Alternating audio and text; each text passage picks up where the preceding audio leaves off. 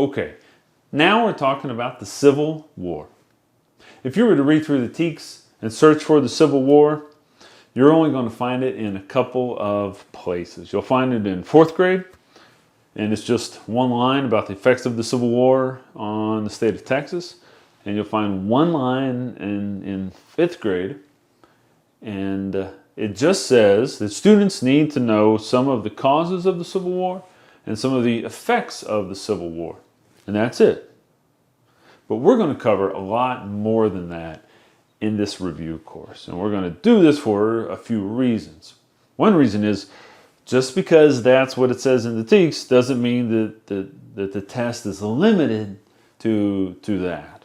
So on your test, on your certification test, you might be asked about all kinds of things about the Civil War, not just those causes and those effects. So that's one reason. Another reason is it's because many historians will say, and they have said, that the Civil War was the most important event in the history of this country. So if we're going to teach history, if we're going to teach elementary social studies, and we're going to teach the Civil War, we need to know, we need to have a decent understanding of what happened, why it happened, what the effects were, but thorough, more than what's in the TeachWriteLearn. So that's what we're going to do, right, in this class, in this review course. There's going to be 4 videos for this. And the first one, it's this introductory video where I'm going to go over some of the big picture things about the war. There's going to be one, it's the next one, that I'm going to show a number of events, a sequence of events over a long period of time that lead up to the Civil War. We're going to have a video that goes through just some of the events during the war, mostly battles. There were a lot of battles, and we're not going to cover all of those battles. But we're going to cover what I think are pivotal battles, are the really important battles, are battles that shifted something or changed something about the nature of the war or the nature of the country or something like that. And then the last one, we're going to look at effects. And we're not going to cover all of the effects, but we're going to cover certainly the ones that are in the TeachWriteLearn, but what are the big picture effects of the war? So that's how we're going to break this apart. Now we're talking about, so let's go ahead and get started with our overall introduction to the Civil War. So we're talking about a time period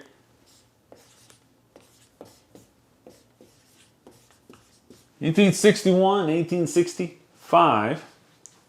4 years, some people say 5 years. It depends on how you count. 1865, it didn't go the whole year. But we can count it different ways. Doesn't really matter. 1861, 1865. Notice that it's not that far removed from the Revolutionary War. It's less than 100 years. 1776 to 1783.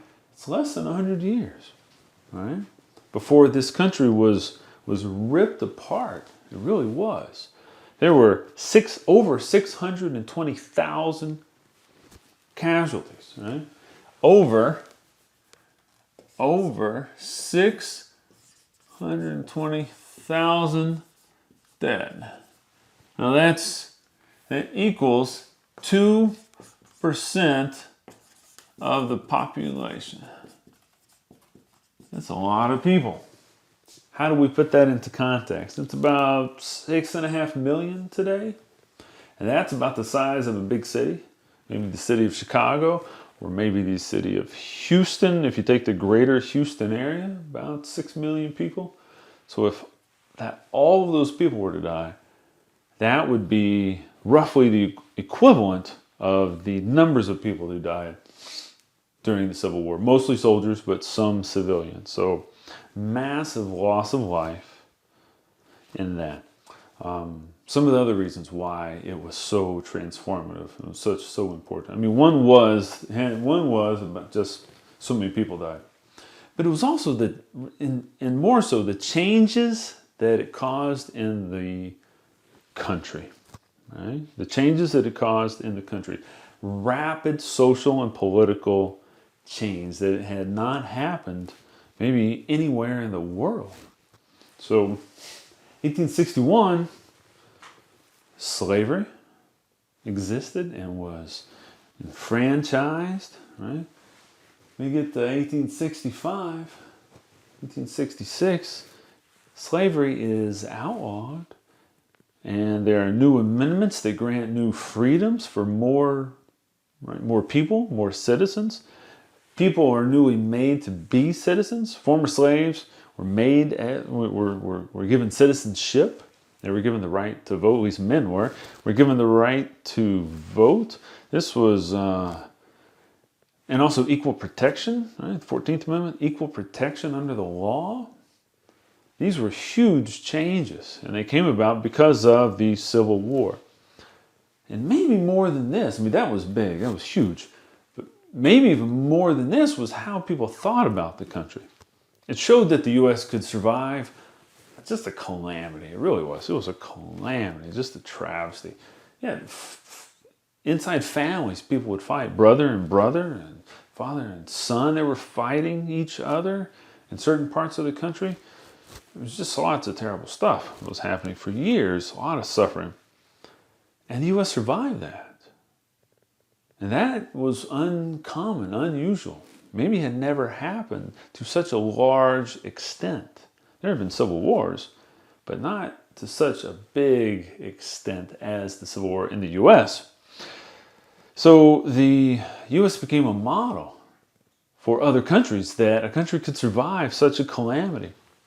And it also paved the way for the U.S. to become the world power that it is today. Historians will tell you, at least some will tell you, that if the South had won and the U.S. would split into two countries, then the United States would not be the world power that it is today. And some people also say that before the Civil War, people didn't think about country first necessarily. They would call it these United States versus something more singular, right? So something plural that was looser to something more united after the Civil War. Some historians will tell you that. So lots of big changes were caused by the Civil War. Right? Who were the leaders? We're going to go through some leaders, and we're going to go through some of the strengths. So let's look at leaders real quick. A little overview. In the U.S., in the North, well, how about in the North? Because that's contested, and we'll get to that in a second. In the North, it's Lincoln, Abraham Lincoln, President. Ulysses S. Grant. He was the commanding general, at least the last commanding general. There were a number of commanding generals of the Northern Army. In the South, it was Davis, all right, Jefferson Davis.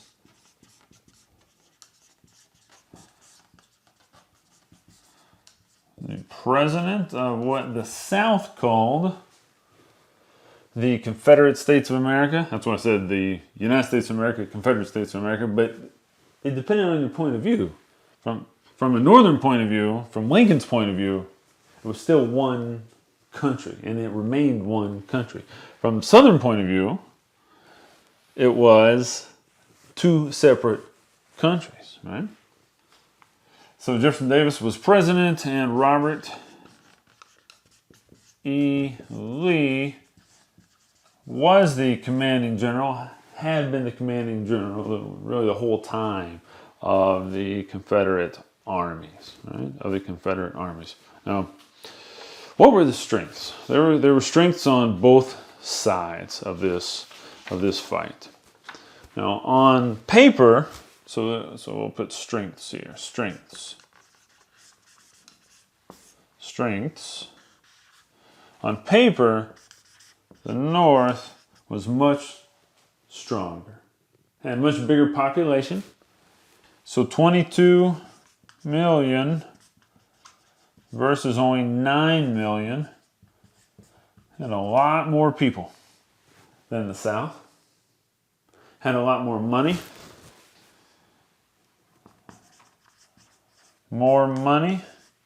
and more industry.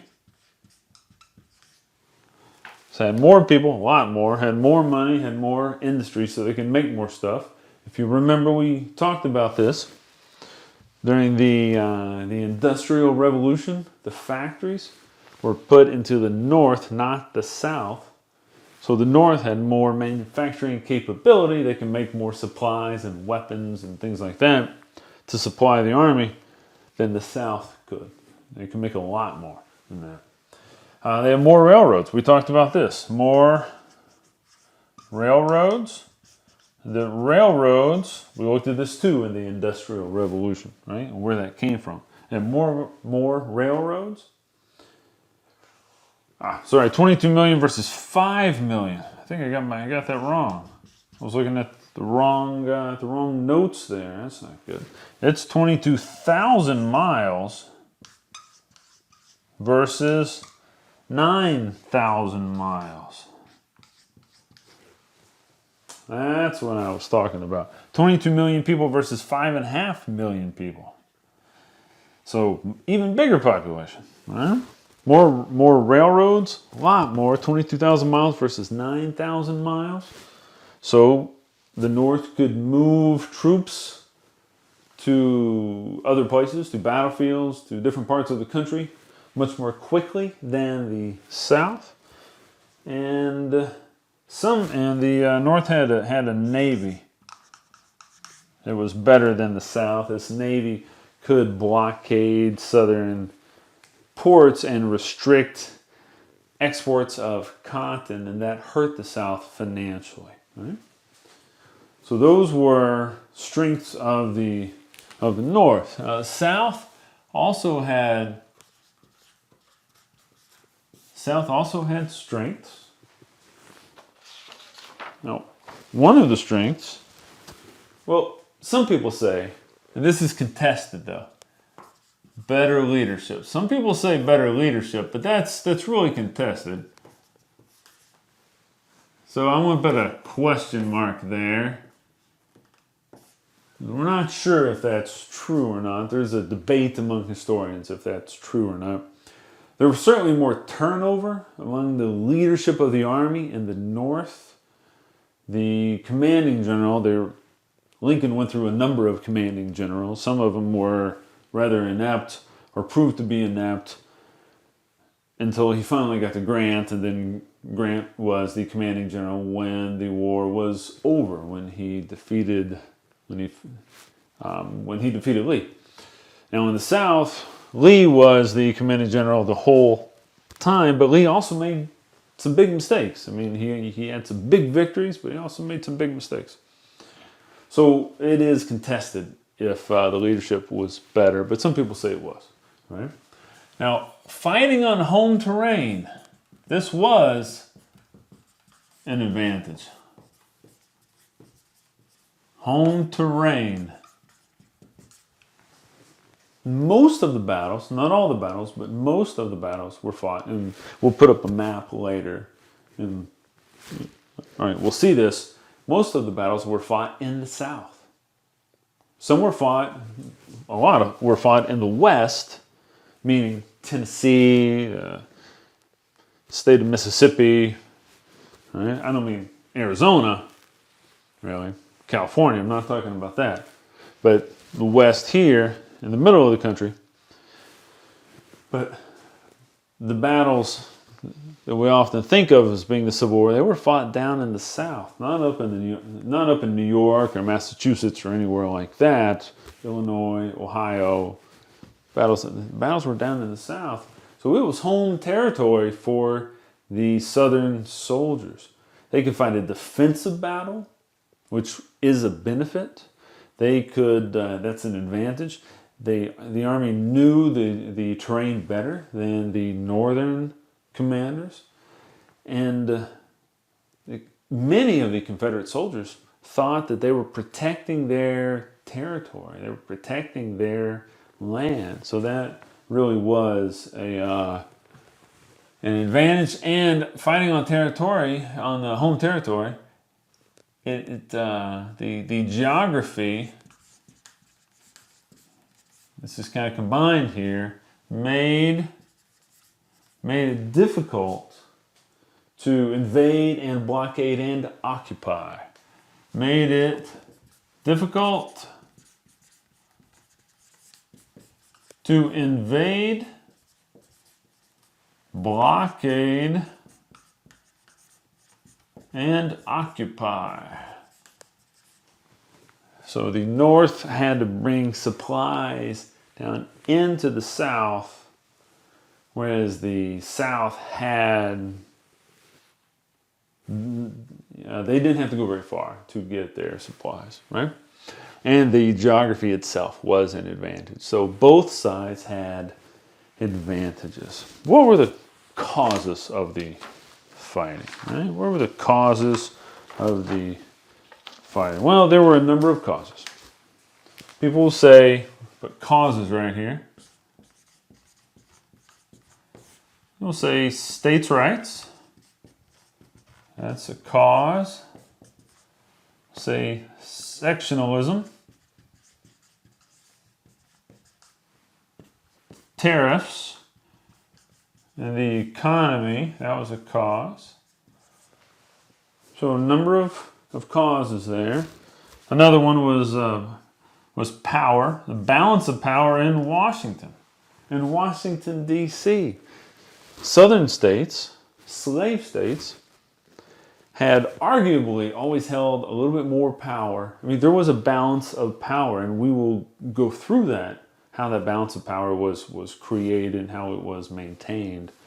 But arguably, the southern states had a little bit more power than northern states, and southern states didn't want to lose that power, right? So that was another cause that people say. But all of this, states' rights, sectionalism, tariffs, economy, power, it all has to do with slavery. Now this is sometimes a contested claim, but states' rights, it was about slavery. The peculiar institution, many Southerners called it. Sectionalism, it was about slavery. Tariffs and the economy, it was about slavery. Why? Because the economy of the South was based on slavery. Pretty much entirely based on slavery. States' rights, it's all about slavery. If you take away slavery, you don't really have any other issues. Power was between slave states and free states. This balance of power in Washington, D.C., and in the Senate especially, was pretty much entirely about slavery. What states would come into the Union, for example? Would they be free states or slave states? Because if they were free states, they would upset the balance of power. If they were slave states, if you had more of slave states or more free states, then you're going to upset the balance of power. All these causes connect to slavery. So slavery really was the main cause of the Civil War. Now, are you going to get asked that on the test? I don't know. I think it's important to know these things. Okay, maybe you will, maybe you won't. That we don't know. So why did they fight? So if these were the causes, why did they fight? Well, in the beginning, it was in the North about maintaining the Union. It was about maintaining the country. Now, eventually, some soldiers, perhaps many soldiers, fought to get rid of slavery. But in the beginning, it was about maintaining the Union. In the South, it was about getting away from the Union, forming their own, at least for the leaders in the South, forming their own country so they could get away from all those folks who wanted to get rid of their peculiar institution, right? So they could just keep doing the things that they wanted to do, right? And some soldiers, I mentioned this earlier, some soldiers in the South fought, and perhaps many soldiers in the South fought, not to uphold slavery, but because their territory, their state, their area, their country, their home was being invaded, at least from a certain point of view. If it's a northern point of view, you're not invading because you can't invade your own country. But from a southern point of view, they saw it, many of them saw it as being invaded by northern armies. So many southern soldiers would fight just because they were defending their, where they lived, because they felt that they were being invaded.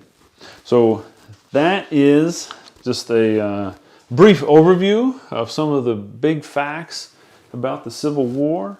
And in the next video, we're going to go through this series of events that hopefully will help you see some context for the Civil War, where it came from in history. So let's go ahead and go to that next video.